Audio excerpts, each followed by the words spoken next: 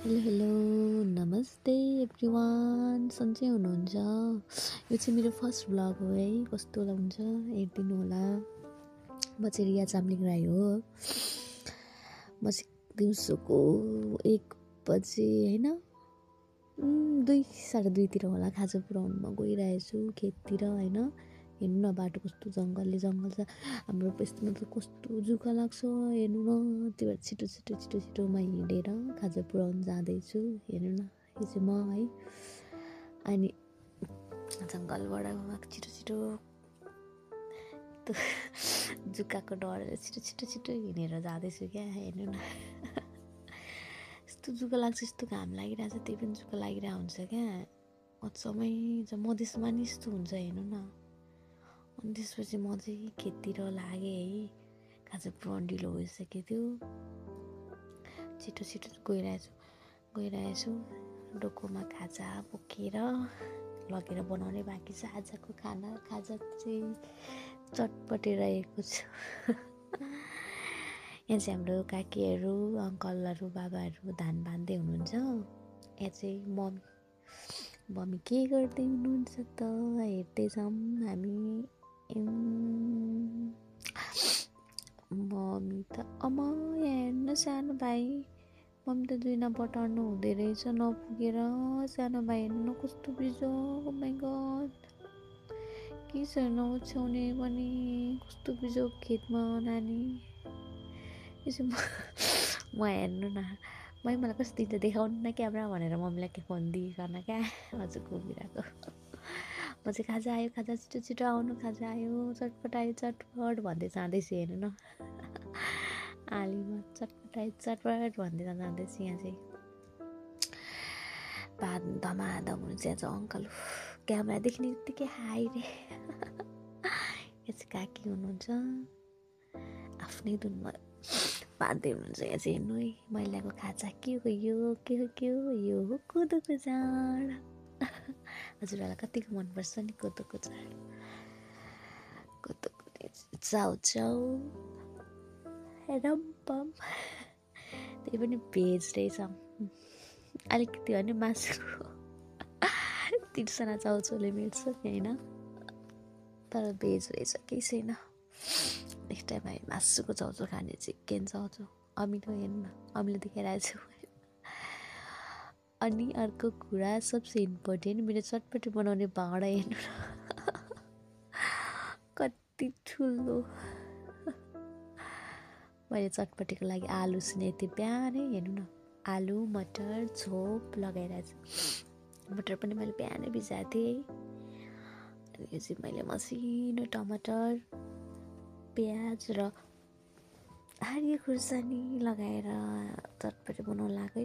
हेर्नु न मैले सोचाउँछु यस्तो लगाउँछु झार्छु भनेको भिडियो बनाउँछु भनेको कस्तो बिर्सिदिएर मैले सम्झेर चित्त बुझाएको चाउचाउ समातेर चित्त बुझाउनै पर्यो होइन त। अनि चाहिँ शुद्ध तोरीको तेल है। यो चाहिँ हामीले नै तोरी फलाउँछौँ अनि हामी नै तेल खान्छौँ, हामी बेच्दैनौँ पनि। तोरीको तेल खायो भने तर मुटु हुन्छ अरे। तोरीको तेलमा थोरै नुन पनि लगाएको।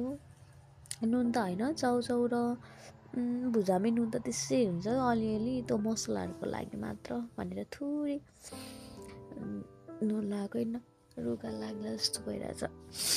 आज पनि धान बाँधेर आएको, त्यो कामले कहिले नछोड्ने भयो नि। केटी त कति बोलेको भन्नुहुन्छ ल, म त यस्तै हो नि बोलेको गर्छु नि। हेर्नु न अमिलो, वा हाम्रो बारीको अमिलो सम्झिँदै मुखमा पानी आउँछ। हेर्नु न यस्तो रस छ, ओ माइ गड। हेर्नु न हाम्रो बारीको अर्ग्यानिक अमिलो है यो चाहिँ। त्यसपछि चटपटे भयो रेडी। चटपटे भन्दै कराउँदैछु क्या, त्यहाँ बसेर चलाउँदै ढिला भइसक्यो। अङ्कललाई मैले चटपटेर जाँड लगाइदिएँ, जाँड खाने गिलास। हेर्नु न मुस्काउनु पर्दैन भनेर। अब पनि अङ्कल हुनुहुन्छ, मम्मी चाहिँ पर बसेर जुइना बटारिदिन्छ। छिटो आउनु भनेको मम्मी आउनै भएन। अङ्कल हेर न निन्द्रा लागिसक्यो। अङ्कलले उता फर्केर लुकेर खानुहुँदैछ।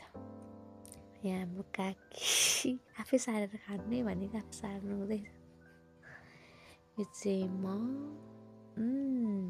चटपटी त मिठो भयो, सिम्पल भयो नि मिठो भयो। तर यस्तो हुन्छ नि, यस्तो बाहिर खेतमा केही चिजहरू यस्तो बनाएर खायो भने कस्तो टेस्टी हुन्छ नि, स्वाद हुन्छ। त्यो पिकनिक खाए जस्तो फिल क्या, बाहिर खाँदाखेरि जे पनि मिठो। मम्मी अलिकति जाँड दिनु न भनेर चाख्छु भनेर जाँड मागिरहेछु मैले। अलिकति थोरै मैले नि खाइदिएको। त्यो कहिले नखाएपछि हेर्न मेरो अरू बिग्रेको चाहिँ बाबा हुनुहुन्छ, जाँड पिउँदै हुनुहुन्छ बुटुकामा। मिठो छ भन्नुहुँदैछ। अनि ब्याड लक, जुइनाले पुगेन, त्यसपछि फेरि जुइना बनाउनु पर्यो। हेर्नु न, जुइनाले नपुगेपछि गाह्रो भयो क्या। हतार मम्मी र म भएर जुइना बटार्नतिर लाग्यो। त्यसपछि जुइना बटारिसकेर होइन साँझ नि परिसकेको थियो। घरमा खाना नि बनाउनु पनि कति धेरै काम। त्यसपछि म घरतिर लागेँ। कस्तो लाग्यो मेरो ब्लग?